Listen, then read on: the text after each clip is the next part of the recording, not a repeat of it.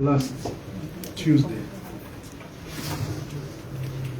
and we did indicate that it is our intention to brief the nation through you, members of the press, on a weekly basis. We therefore should have held this briefing on Tuesday. Unfortunately, because of the many events that occurred, we chose to postpone the briefing to today. And so I'd like to welcome you most sincerely as we make a follow-up on some of the matters that we discussed last week, and as we also inform you about new events that have occurred.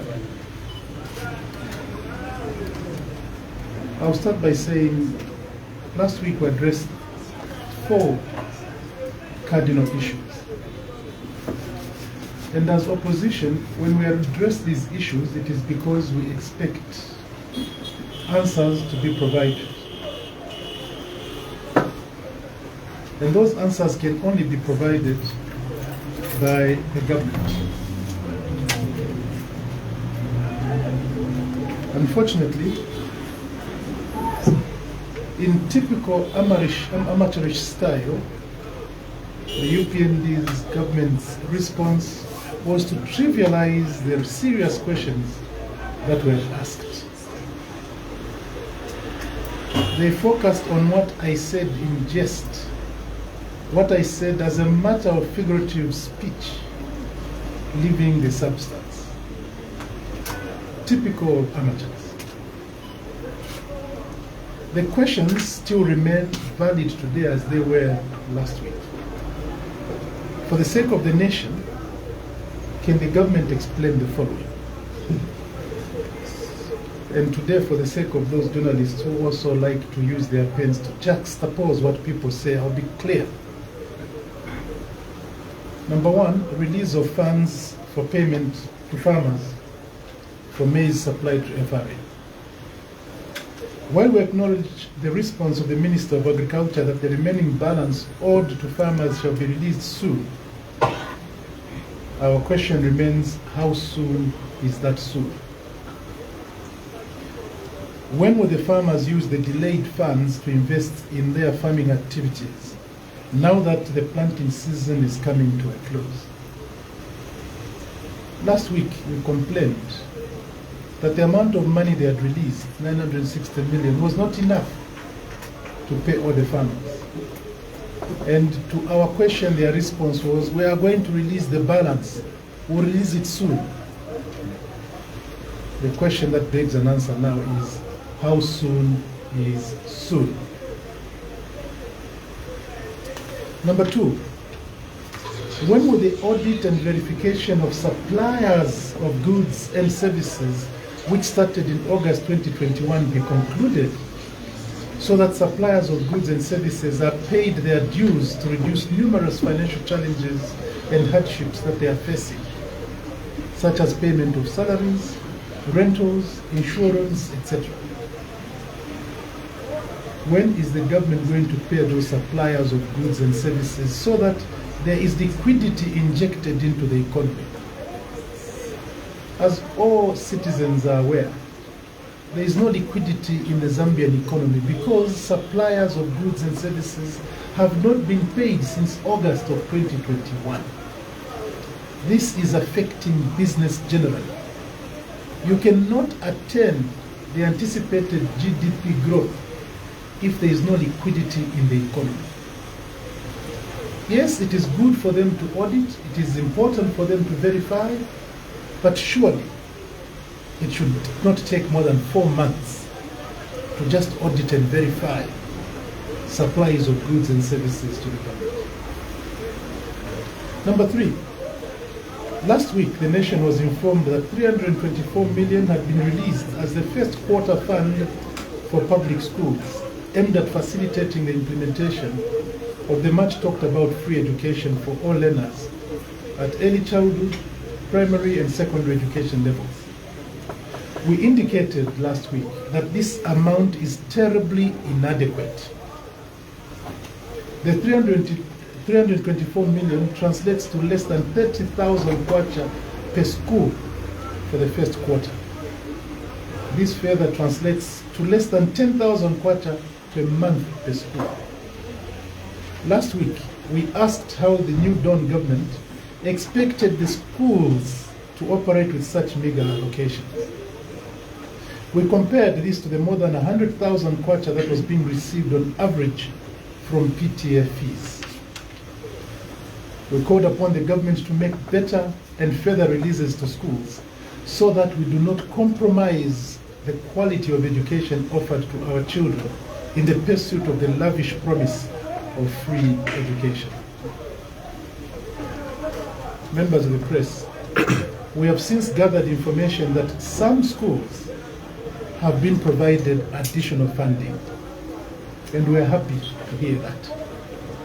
The new Dawn government has responded to our call that they must release better and further funding, and we've been told some schools have received additional funding. We now call upon the government to make full disclosure on the amounts that have been released to all the schools. Their promise was that they will replace the lost revenue from PTA funds.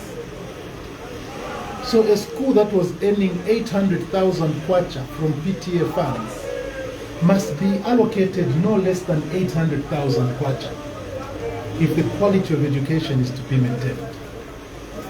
If the allocation is anything less than what the schools were collecting on their own, then we are worried that the quality of education in Zambia is bound to be affected drastically.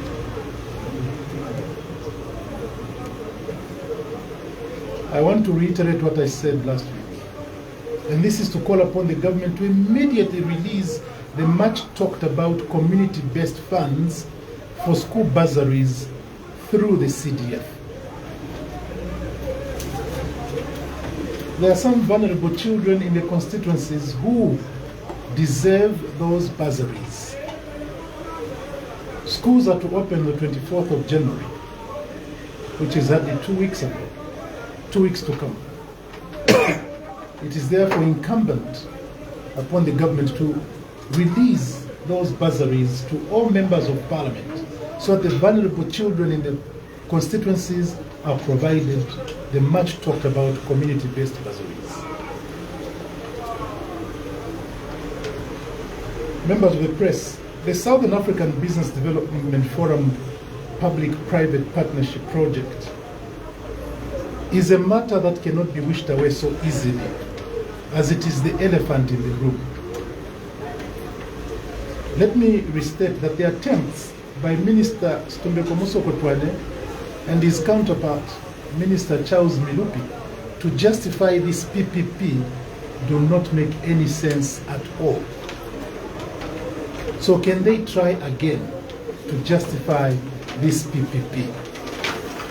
From the onset, it should be clarified that the allegation that the PPP was initiated by the PF government cannot be further from the truth.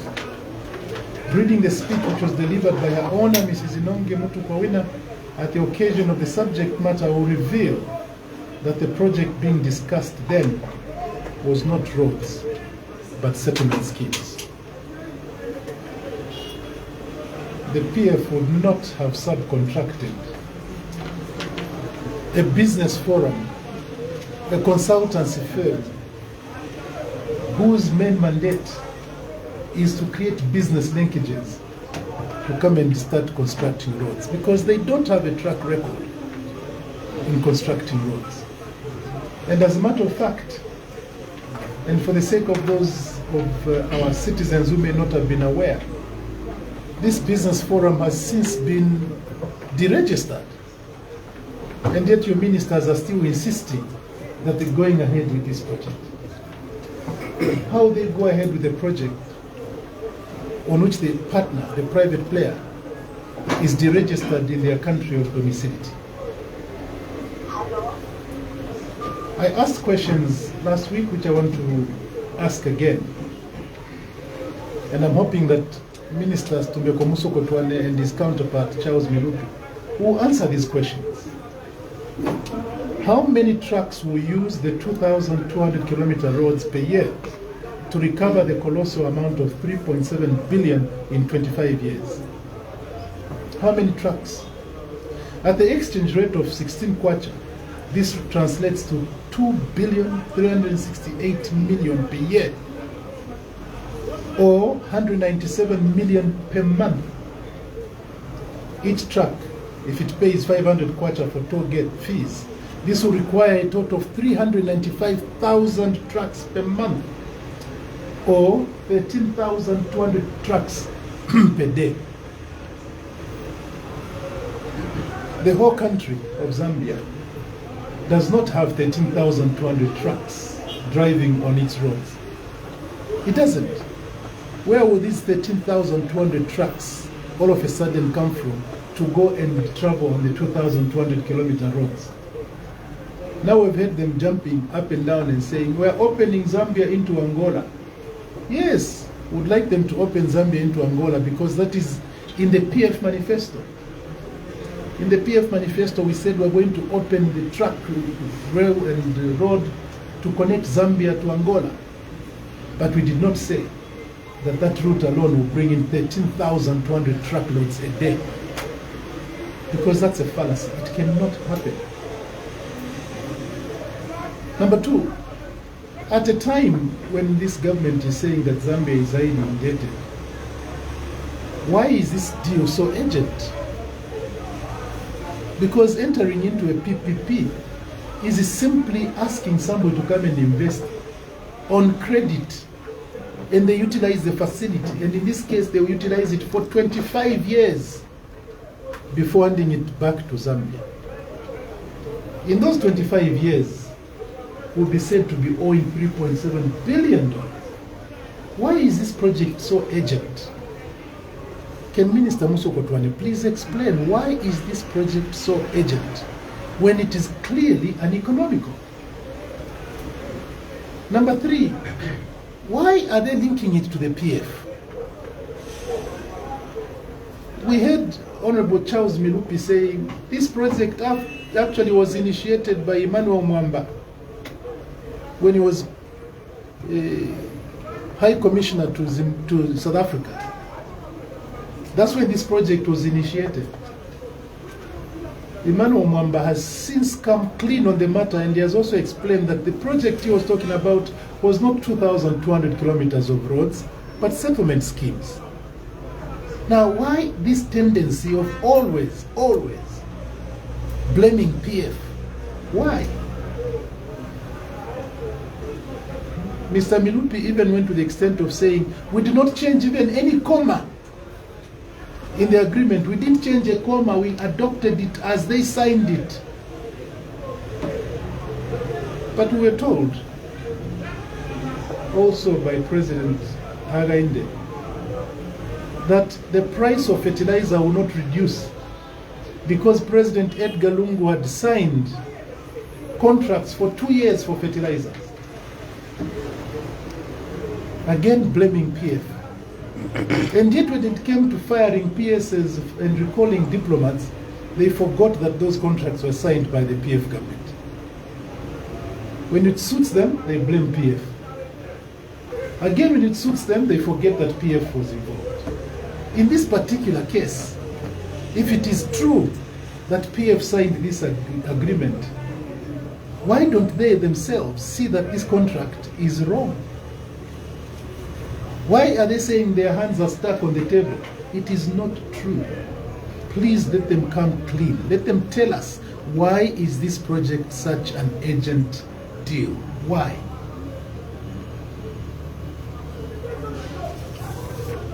Fuel prices. We asked the New Dawn government to come clean and clarify their accusations that under the PF government, a cartel was taking 3 kwacha from every liter of fuel when the price was at 15 kwacha 59 ingwe per liter for diesel. And further, to explain which cartel is now taking the extra 9 kwacha now that the price is 21 kwacha. They must come out clean and explain. News diggers, let them come out clean and explain. They accused the PF, they said the PF had a cartel which was getting 3 kwacha per liter. The price was 15 kwacha 59 Ingwe. Now the price is 21 kwacha. Instead of addressing this important matter, the new dawn, or is it now called the new dawn, played to the gallery by insinuating that we confessed having been stealing 3 kwacha per liter. Can you imagine a government stooping so low? Stooping so low. When I said, fine, if it is true that we were stealing 3 kwacha, can you tell us who is stealing the 9 kwacha? Then they say, oh yes, they have confessed. And they expect this to be a government that is going to inspire development in the country. I have my doubts. My friends, if it were to be true, why has the government of people who pretend to be angels not reduced the price by at least 3 kwacha? If it is true that PF cartel was taking 3 kwacha, and then angels have all of a sudden come in Zambia, how come they have not said, we are angels, we're not stealing the 3 kwacha, so we're reducing the price by 3 kwacha? That is the ordinary expectation of people. Instead, they have gone ahead to increase the cost of fuel by 30%. And our informers also inform us that actually that 30% was just the start. We gather information that before the end of this month, the price of fuel is bound to increase yet again. And our basic question is, you promised the Zambian people, you had a spreadsheet showing Zambian people how you come and reduce the price of fuel. They voted for you on the basis that you come and reduce the cost of living in Zambia. Don't you have any decency to go back to the people and say, sorry, I told a lie?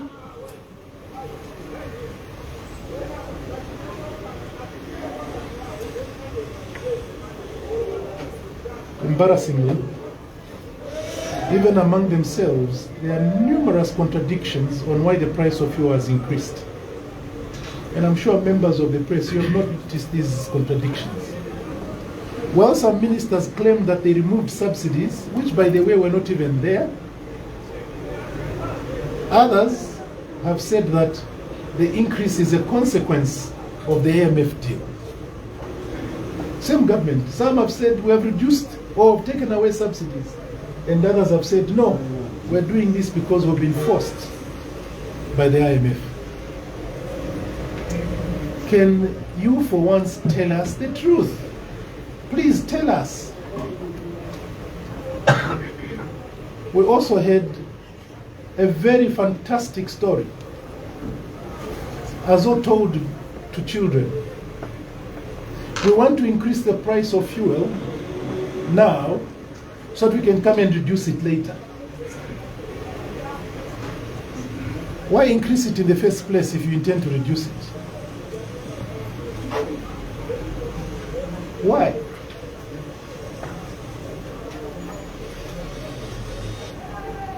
My dear colleagues, over the last 1 week, there are some issues that have emerged. One topical one concerns important installations in Zambia. In Deni, ZESCO, KCM, and Mopane. I would like to call upon the UPND government to come clear on what their intentions are concerning Ndeni, ZESCO, KCM, and Mopane.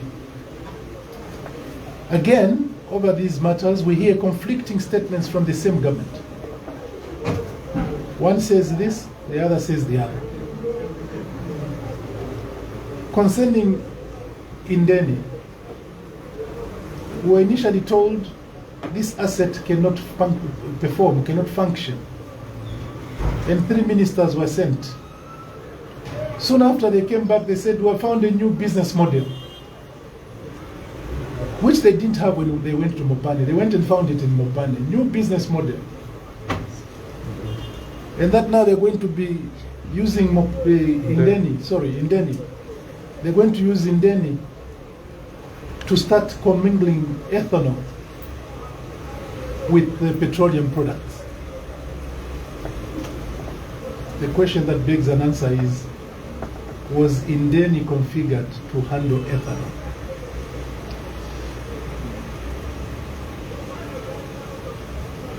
Because of these conflicting statements, our unfortunately inescapable suspicion is that their intention is to sell off these important facilities.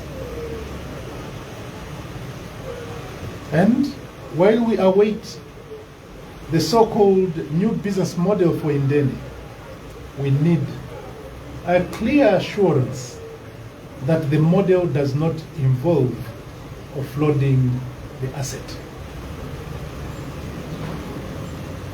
Further, we hear that they want to start transporting finished petroleum products along the Tazama pipeline. Our advice to them is, can they go and learn from Nigeria? Let them send one of their ministers to go to Nigeria and find out. Or the 3 of them. Or even the 3 of them, let them all go. Let them go to Nigeria to go and learn the challenges associated with pumping refined products through a pipeline. When the wise of the old decided to use Tazama pipeline to transport commingled fuel, it was not from nothing.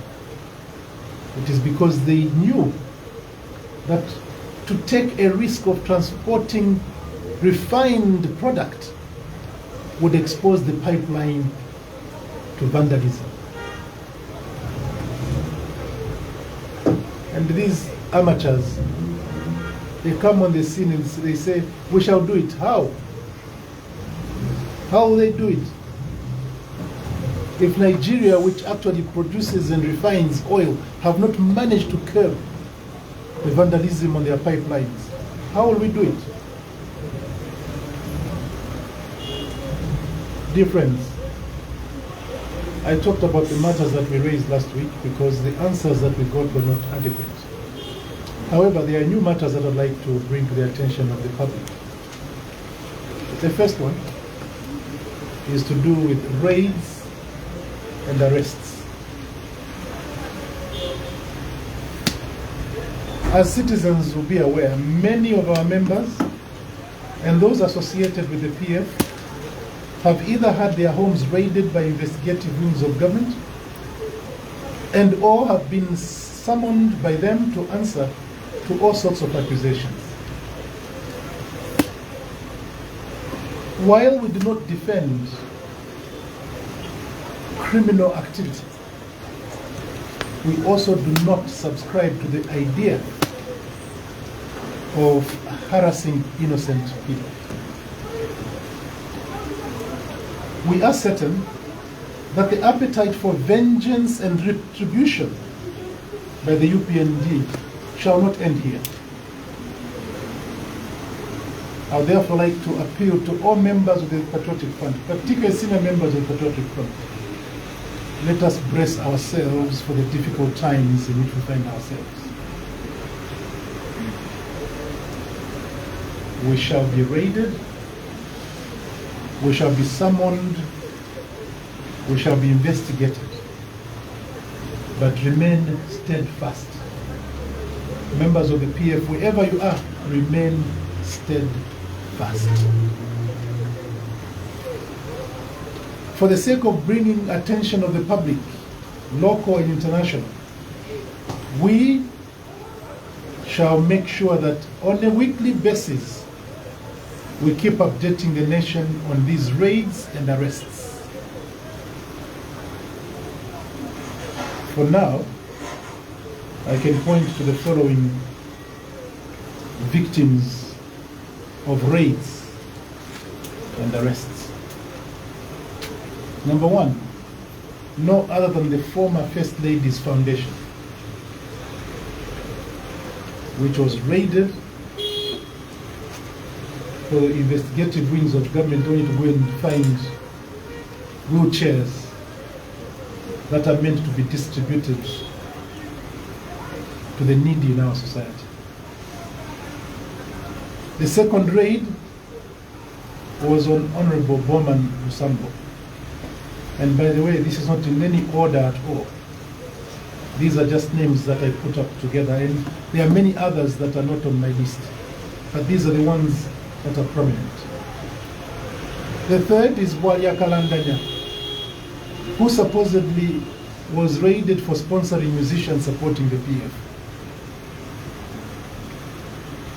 And by the way, we even got information that there were some who were suggesting that Bwalia Kalandanya all of a sudden is not a Zambian, he's a Congolese. All this time he has been Zambian, except now he has changed nationality, he has become a Congolese.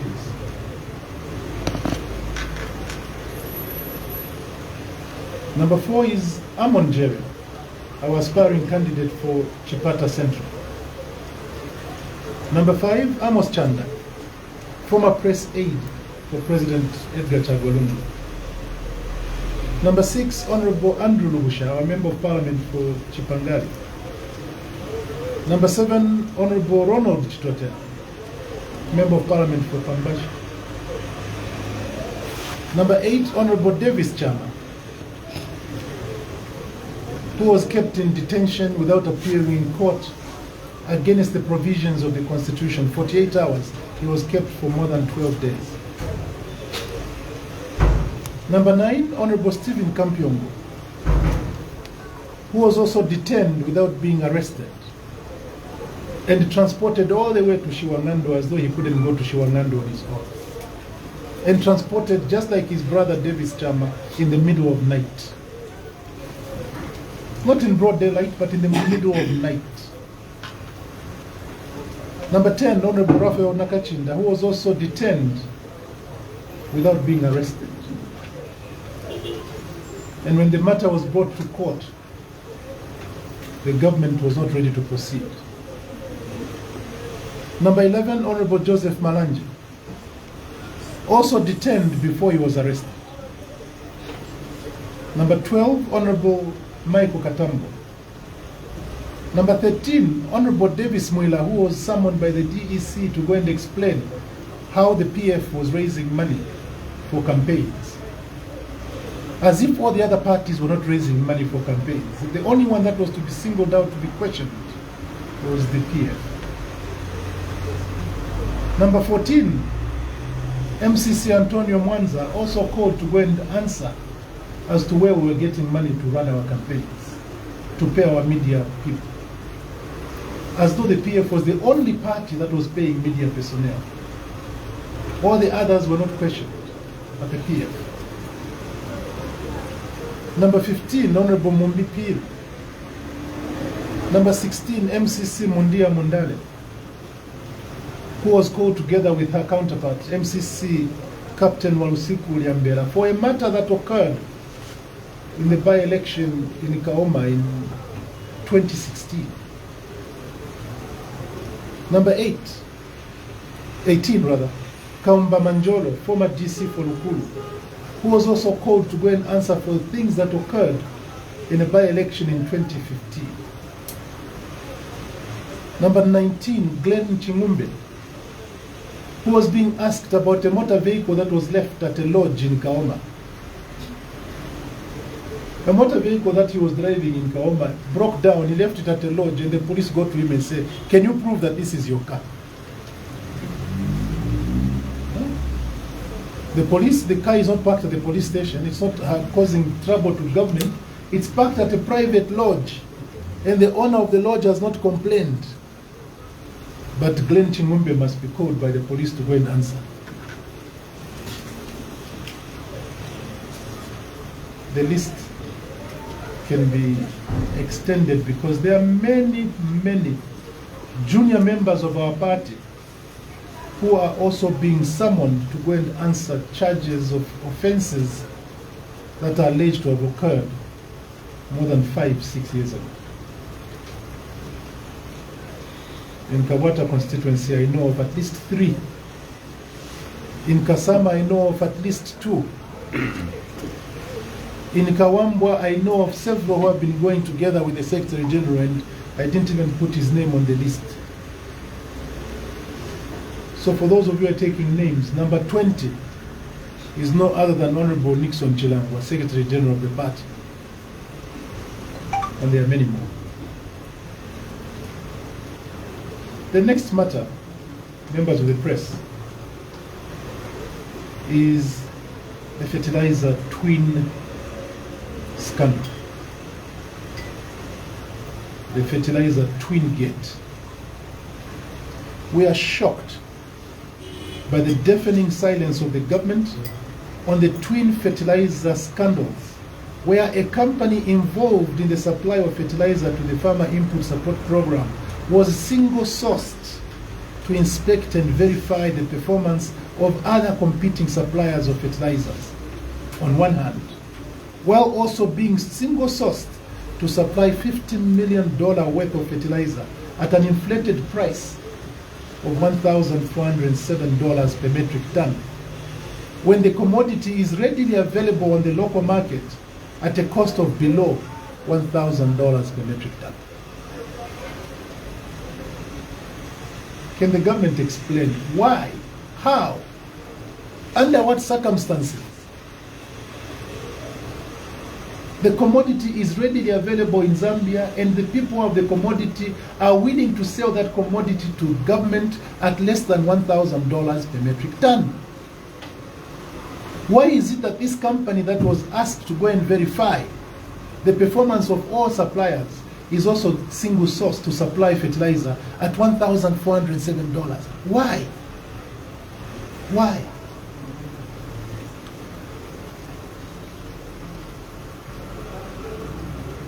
I smell something cooking in the kitchen. There must be something cooking in the kitchen. Can the government please come clean on this? Remember, we informed citizens soon after the August 12th elections that the PF government will be an objective, the PF party will be an objective opposition party, and we shall call out all matters on which this government must respond for the sake of developing this country. And now we are simply asking them, please, live up to your word of being transparent. Can you explain to the citizens why? Why? Why? Please explain. We don't want to call you names like you are calling us names. We shall not demean you. We shall not demonize you. But at least we shall ask the question, why? How? What for?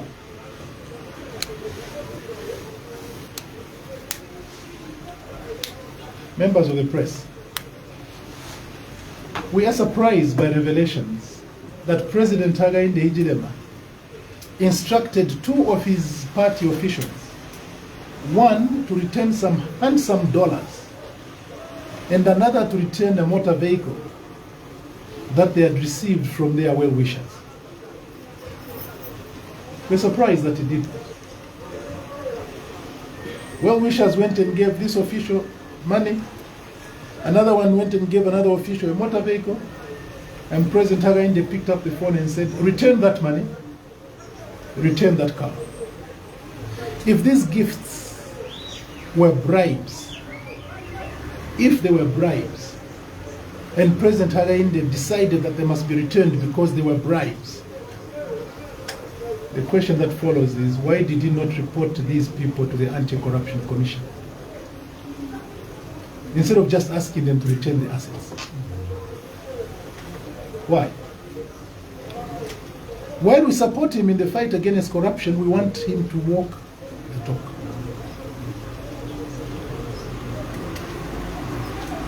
Or is this the style of the fight against corruption when it involves UPND members? Is this the new style? What about those who receive gifts which do not come to his attention? What is happening to them?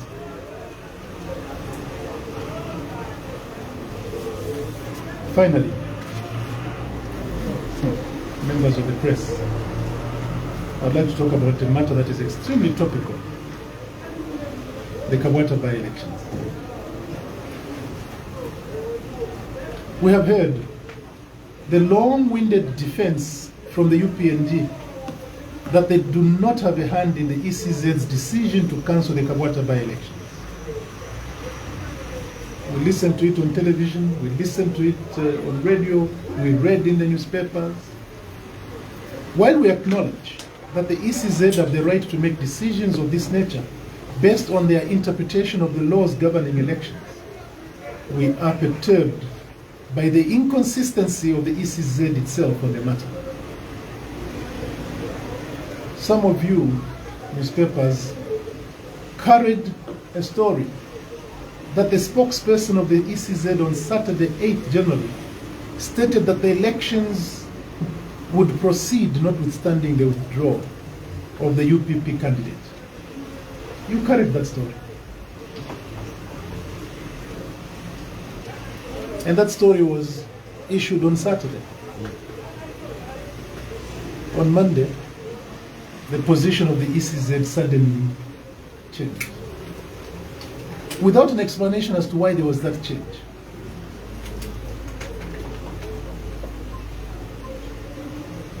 If our spokesperson says something which we do not agree with, when we come to correct that statement, we will state why we're correcting it.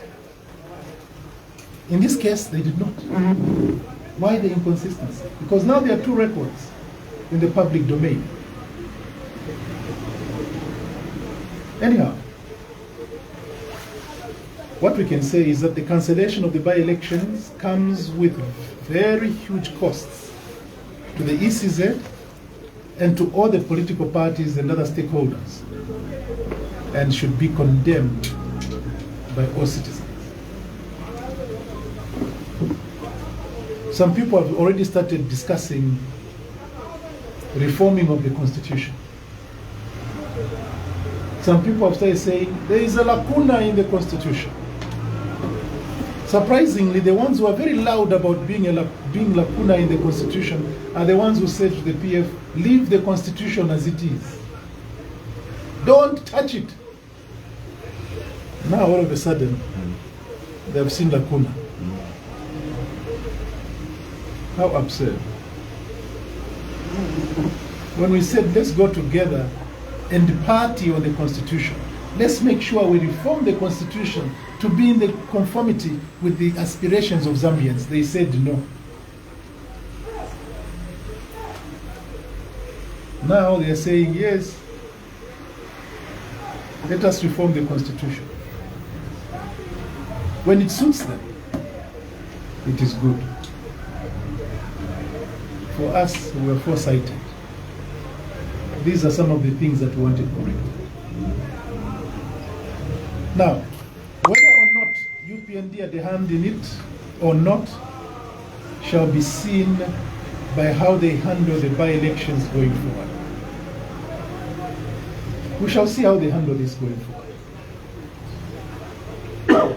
As a resident of Kabwata, where I believe only good people come, those of you from Kabwata, you can be sure you are good people. And we good people only come from there. If you don't come from Kabwata, ask yourself. But if you come from Kabwata, you're a good person. Speaking of which, I feel extremely encouraged by the strong resolve registered by one resident of Kabwata, Andrew Taengwa. That is real Kabwata determination. And I support him when he strongly says he will spill the beans in the event that the UPND replace him with another person on the ballot paper. I support him because that's how we people in Kabwata are. We people in Kabwata are resolved people. Some people have been saying, yes, Lubinda was beaten by his own cadres. Yes, I was beaten and I took them to court, they were arrested. But because I'm a good man from Kabwata, I also went and kissed the young man and asked the president, please pardon him. So what Tayangwa is doing is not foreign to us in Kabwata. We, the people of Kabwata, want the truth. All the time, we want the truth. So Tayangwa, yes, Mwana. In the event that they want to replace you, spill the beans. After all, some people already know the beans. So you'll not be saying anything strange. You'll be saying something that people already suspect. Soon, it shall be very clear as to who has been a beneficiary of the cancellation. We will know who is the beneficiary of this cancellation. Things don't happen by accident. Things don't happen by accident. And I want to commiserate with my friend, actually my young brother. And when I say young brother, I don't think you'll take offense because he really is my young brother, Xavier Tishimba, president of UPP. I have heard his lamentations that his candidate now is not even picking up his calls. After the president spent money paying for his nomination fees and paying for his campaign. Xavier, I call upon you, Mwana, you be like a Kabwata resident. You also spill the beans. Tell us what you know about this. For sure, you are a victim, you are not a beneficiary because issue has been made to maybe look for another candidate. The only one who can be justified to look for another candidate is UPP. They're the ones who lost a candidate. As for us in the PF, make no mistake, we shall stick to our candidate. We shall stick to Clement Tembo. We are fully convinced that he has already campaigned and has reached out to the electorates in Kabwata. We have every confidence in him, and for us, victory is certain. No wonder Clement now is in hiding, and we want him to continue to be in hiding. Because we fear the many veiled and unveiled threats, direct and indirect threats upon him. And we will support him to be in hiding. If need be, we shall unveil him only on the day when he goes to Parliament. Because the party has got its machinery on the ground in Kabwata. We are campaigning vigorously.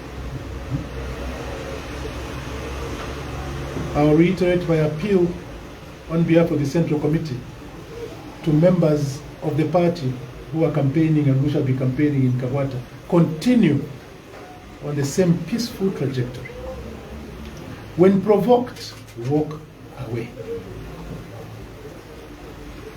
When insulted, keep quiet. Rather than throwing stones, throw fruits of peace. That is what the people of Kabwata expect of us. On this score, we wish to call upon President Hakainde to take heed of what his Deputy National Chairman Andrew Lubinda is telling you and the nation concerning electoral violence being perpetrated and being incited in Kabwata by well-known members of the UPND whose DNA is packed, fully packed with intolerance and vindictivity. There are some people whose DNA is fully packed with vindictiveness. And Andrew Lubinda is doing extremely well by saying, please stop these UPND people. My friend Andrew Lubinda, I can testify to the fact that you were a victim of electoral violence and you know what it means. You are a victim of political violence, and I hear you when you say, stop it. The PF is solidly behind you. Continue to speak out, continue to call out amongst your members those people who are violent, because in Kabwata we don't want violence. As a matter of fact, we should not encourage violence anywhere in the country. And to say it happened previously, therefore it's justified now, is to be a coward. All courageous people break with the past. They leave the past behind them. Whatever happened in the past should be left to the past. Let us move on as a country that can have difference in opinion and political persuasion. But that should not lead us to gouging each other's eyes from our eye sockets. I would like to request all of us who are involved in the campaigns in Kabwata to allow the peaceful people of Kabwata to exercise their right to vote for their future member of parliament in a peaceful and cordial environment. Members of the press, I thank you for listening. Thank you so much, sir. We've been joined by one senior member of the party, Honorable MCC General Kajila. You're welcome, sir. Members of the press, if there are any questions, this is your time now to ask the questions. The president, the acting president, will be able to respond, and the senior leaders here, Honorable Shlangwa and Honorable Kajila, can chip in whenever necessary. We have a question here, Honorable Vice President. Yes, please. So I'll start with Comrade Mbola, Daily Mail.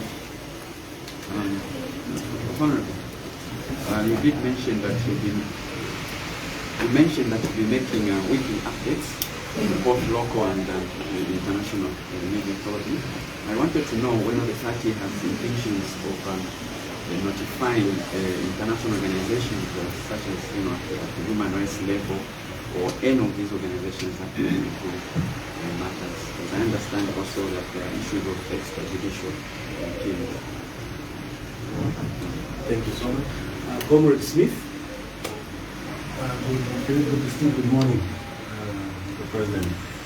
Now, my question is just direct to ECZ, because we are aware that the ballot papers are already printed, and from the information we are receiving, that they will be arriving today in the country. What's the comment about the waste of taxpayers' money? Thank you. Comrade. Good morning, Honorable. My name is Mishek Mirongo. Thank you for inviting me here. I want to get more information on the revelation that you've disclosed that the government will be entering a PP to construct a road company. So I want to find out what's the name of this company, and then if I missed it, how much are we talking about? Because you've revealed that this company was, this business forum was banned in its country of origin. And then you've also, another question, you've also prophesied that by the end of this month, we're likely to see fuel increase. Now, on that trajectory, the UPND promised to do otherwise, but if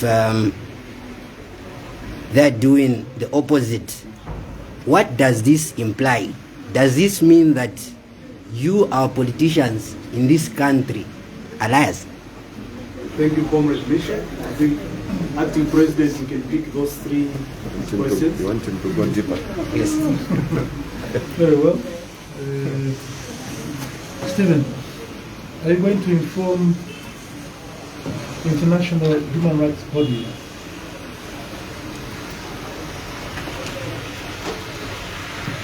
and extrajudicial killings? We learned with sadness the killing of two young men in Mandevo. And the Member of Parliament for Mandevo did issue a statement in which he was asking the police to explain the circumstances under which those two youths were killed. The information that we have is that the gunshot wounds were suggestive of the fact that these people were not running. Because if a person is running away from the police and the police shoot at them, the gunshot wounds would be on their rear. In this particular case, the gunshot shots were in front, meaning therefore that the young men may not have been running. And I would like to join Honorable Christopher Shaka-Fuswa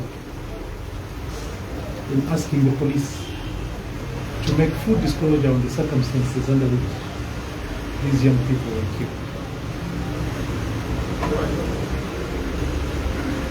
The affliction of pain on any person without the due process of the law is a violation of a person's rights. I've read out 20 names today of people who have either had their houses raided or those who have been detained without being charged. I'd like citizens to make no mistake. We're compiling this list. Together with this, we're also compiling pictures of the numerous atrocities that have been occasioned on our members. We're doing that for 3 purposes. Number one, because soon we shall have to use those records. And we'll use them locally and internationally. And that is up to our will. Secondly, it is because we may forgive, but certainly we shall not forget. We want this to be a reminder to us in the Patriotic Front that if the Zambian people are duped into electing people who are vindictive, the result is pain. We want that to be a reminder, a constant reminder to us, members of the Patriotic Front. But also, the third reason is that we want to keep that as a reminder to future generations. That the democracy that they will find were bequeathed unto them did not come easy. But it had to be defended by men and women who were subjected to challenge. So yes, Mr. Mvula, we shall certainly do whatever is within our means to make sure that these atrocities are laid bare. My dear friend Smith,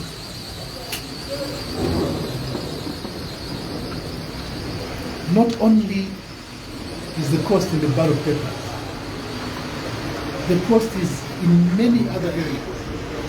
Think of it. Each one of those candidates has to go and pay another 15,000 kwacha. Think of all the work that all the various political parties put in. Think about institutions of the press who are covering all this. All that is an exercise in futility. It indeed is recklessness. It is recklessness that elections are cancelled because of the withdrawal of one contestant. And by the way, if you listen to my statement, I said it's entirely up to the ECZ to make decisions based on how they interpret the laws. Because as you're well aware, laws can be interpreted differently by different people. You may notice that those who have been saying cancel, cancel, cancel, when they quote Article 52(6), they put the word withdraw in brackets. Because the law itself does not say withdraw. The law says the election shall be cancelled in the event that a candidate dies, resigns, or is disqualified. Now those who have been pushing the agenda of cancelling, when they say resign, they put in brackets withdraw. They're interpreting the law. I can interpret it differently. I can choose to say resigning is not the same as withdrawing. Resigning could mean resigning from a political party. How can a person resign as a candidate? You don't resign as a candidate. So Smith, this is a question of interpretation, and the ECZ have chosen to use that interpretation. I've also had others who have said, as you interpret this article, you must ask, what is the intention of Parliament? What was the intention? Was it that anyone who just wakes up and says, Navisia, therefore elections must be cancelled? I don't think it was meant to be abused. However, it is regrettable that such an amount of money is being wasted because of the decision that was arrived at. And for now, I cannot say by one person. All I can say is using one person.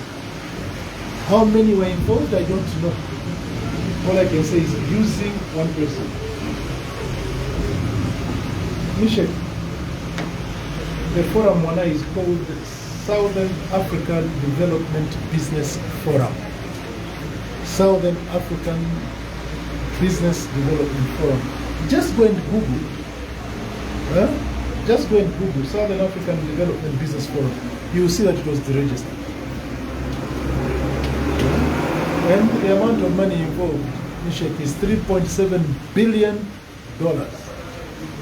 $3.7 billion to do 2,200 kilometers of road.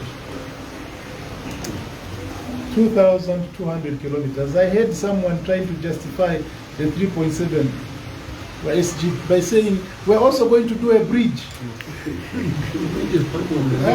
We're going to do a bridge. That's why it's going to cost 3.7 billion. The bridge, Bwana, is part of the road.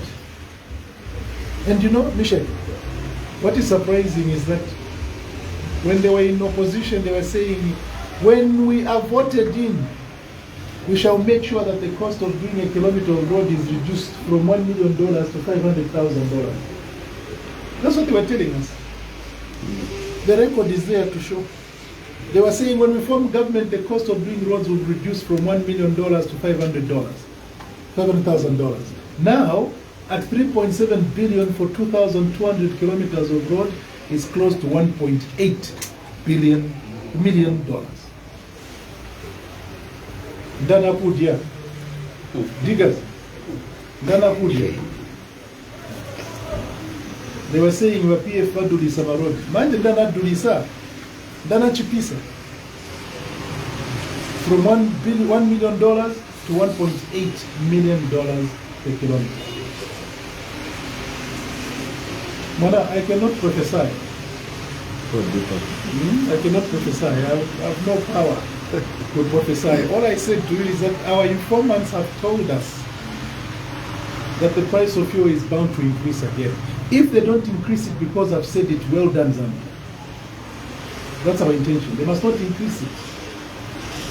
But if they increase it, it's because we have heard that they're going to increase it. But Michel, haven't you been told that they're also going to increase electricity tariffs? Yes. You heard them running around saying, no, we did not say increase water tariffs, water bills, but they're increasing them. Because if you increase electricity tariffs, you increase fuel costs. How do you expect water suppliers to remain on the same price? You pump water using electricity. You pump water using energy, using fuel. If the cost of pumping water increases, obviously the price of water also increase. So I'm not prophesying anything, Mona. It's what we heard. Is UPND doing the opposite? As a journalist, just do a survey and ask, what did they say about fertilizer? They said they reduced the price. What did they say about mini meal? They said they will reduce the price of mini meal to 50 kwacha. They were saying, PF are selling Munga at 120 kwacha. They said, we'll reduce it to 50 kwacha. Today, mini meal is 175 kwacha. Isn't that the opposite? Direct opposite. They said we shall not detain any people for more than 48 hours without taking them to court. I told you Davis Chama was in custody for 12 days. Isn't that the opposite? Boma and Lusambo slept in the cells yesterday without being arrested. Isn't that the opposite of what they promised? So when I look, for me, Vonse is my opposite. Everything opposite. But I'm sure that Zambians are watching. Thank you. Thank you, Acting President. Do we have any last questions from the media? Comrade in Chum.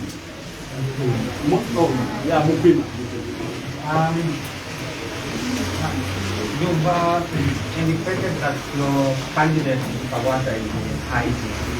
I just want to get your comments over assertions and sections of the media that there are criminal cases that are being pursued against your candidate in Kawata.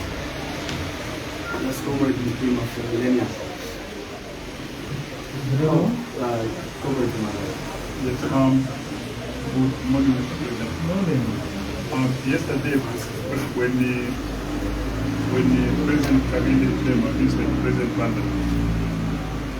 President Banda was wondering why the DF is complaining about being harassed.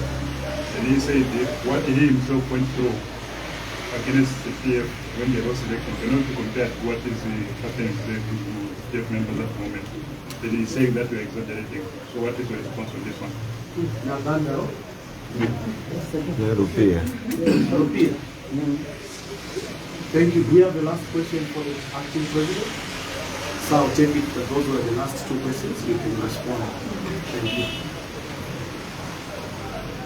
you. My friend Mukuma, it would be interesting to know when those criminal activities that are alleged against Clement were conducted. When? When did he engage in those criminal activities? Why did they arrest him soon after those so-called criminal engagements? Why now? If he committed the crime, he must have been arrested at that time. Why did they have to wait until his name is on the ballot paper? That's our question. If it is not vindictiveness, are we being told that hadn't his name been on the ballot paper, those criminal activities he's alleged of committing couldn't have arisen? They just became criminal activities now? We're not aware of those criminal activities and we'll wait to hear what they are. But the timing is what is of surprise to us. It's very surprising. Francis, I said in this statement, in this briefing, but I've also said before, that it is only people whose minds are retrogressive who say, because you denied me food yesterday, I shall also deny you food today. Progressive people are those who say, leave the past behind. Let's move forward. Some of you members of the press and citizens will recall me saying, yes, there were things that the PF did which we regret having done. And talking about presidency, I did indicate that I personally and on behalf of my party, PF, we regret this tendency that every successive president is encouraged by surrogates to remove the immunity of their predecessor.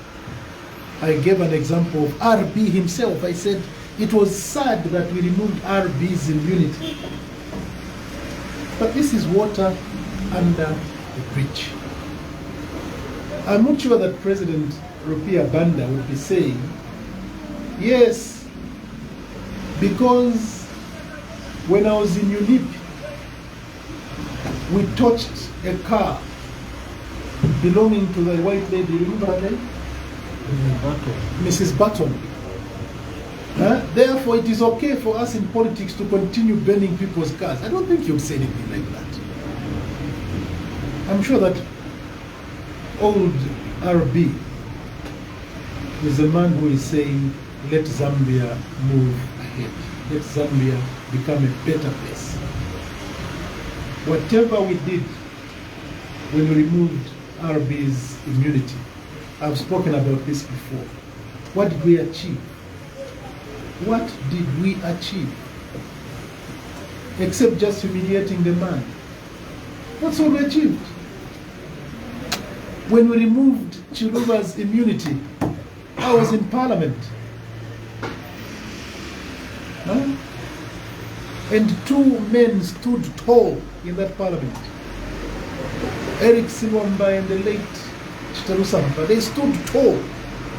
They dwarfed all of us when they said, we are not going to take part in the removal of Chiluba's immunity because you have not established a prima facie case. Now, should we say because we did that, we should continue doing it? No. As a country, we must be able to learn from our previous mistakes and become a better people. Now, I'm wondering whether truly old man RB would say, yeah, it is all right. And he's clapping his hands. Yes, it's okay. Arrest all of them. Detain them. Without taking them to court because they did bad things to me. I'm not sure he would have that kind of attitude. I'm not sure. I think I'm convinced beyond any reasonable doubt that a man of President RB's stature would be saying, can we heal the country? Can we do better? That is what progress is. Every successive government must do better than the former. That's how you develop. You don't say we're going to do things worse because they did them. No. That way you will not develop. Thank you. Honorable Acting President, Honorable Secretary General, Honorable Kajira, comrades, members of the press, thank you so much. We've come to the end of this briefing. We'll ask our high table to leave. We'll do the usual stuff that we do for those that need statements. Comrade who has gone to school, ask my email. We'll be able to assist.